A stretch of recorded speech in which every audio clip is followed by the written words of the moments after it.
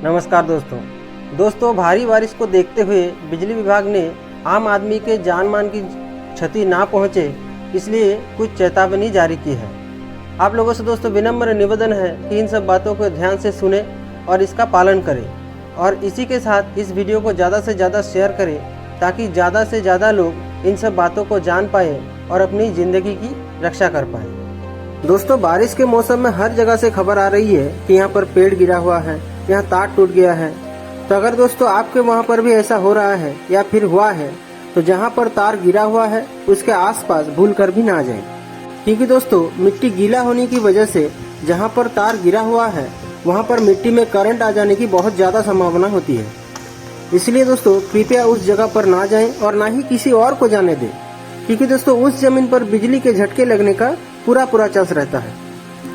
इसके अलावा दोस्तों अगर किसी तालाब में या फिर पानी वाली जगह पर बिजली का तार गिरा हुआ है तो कृपया उस पानी को ना छुएं और ना ही किसी और को छूने दें। इन सब घटनाओं में जितनी जल्दी हो सके बिजली विभाग से संपर्क करें और बिजली विभाग को बिजली को काट देने को कहिए। अगर किसी भी व्यक्ति को किसी कारणवश बिजली के झटका लग रहा है तो कृपया उसे खाली हाथ से ना छुएं। पहले तो खुद को आइसोलेट कीजिए, एक सूखा कपड़ा के ऊपर खड़ा हो जाइए या फिर चेयर लीजिए या फिर टूल लीजिए।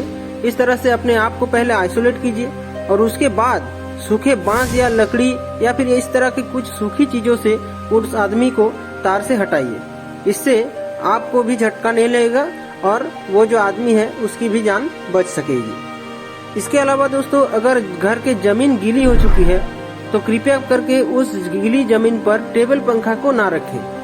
इससे क्या होगा दोस्तों कि टेबल पंखा गीली जमीन की वजह से या फिर वहाँ पर पानी आ जाने की वजह से शॉर्ट हो सकती है और उस पंखे को छूने से या फिर उस पंखे के आसपास रहने से आपको बिजली की झटका लग सकती है।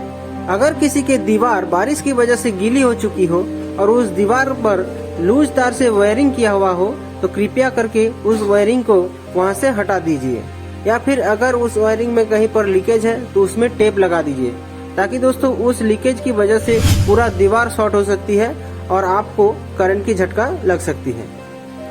इसके अलावा भी दोस्तों बहुत सारे लोगों के घर के बाहर कॉलिंग बेल का स्विच लगा होता है, तो बारिश की वजह से दोस्तों वो जो कॉलिंग बेल है वो शॉर्ट हो सकती है। तो कृपया करके अगर घर से किसी को बुलाना है तो कॉलिंग बेल का इस्तेमाल ना करें। इसके बदले में दोस्तों उनके घर के दरवाजे को नॉक कीजिए ताकि उसकी आवाज़ उनके घर के अंदर रहने वाले लोगों तक पहुंच सके और वो बाहर आकर आपसे मिल सके। दोस्तों अक्सर आप लोग देखे होंगे कि आप लोगों के बाहर जो इलेक्ट्रिक पोल होती है उसमें एक लाइट दिया हुआ रहता है और कई जगह पर दोस्तों उस लाइट का जो स्विच है वो उसी पोल से तार को नीचे उतार कर उसी पोल में स्विच को बांध दिया जाता है।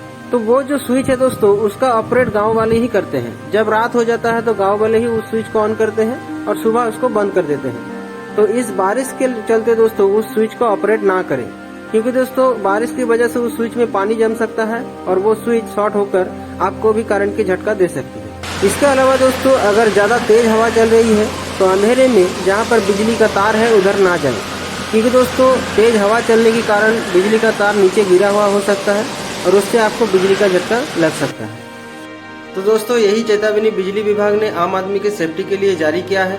अगर आपने अभी तक इसको सुना है तो इसका पालन जरूर कीजिएगा और अपने तक ही ये जानकारी सीमित ना रखें। ज़्यादा से ज़्यादा लोगों तक ये इन्फॉर्मेशन पहुँचाएं ताकि वो भी अपने सेफ्टी का ध्यान रख पाए और अपनी जान मान की हानि होने से बच सके। धन्यवाद दोस्तों।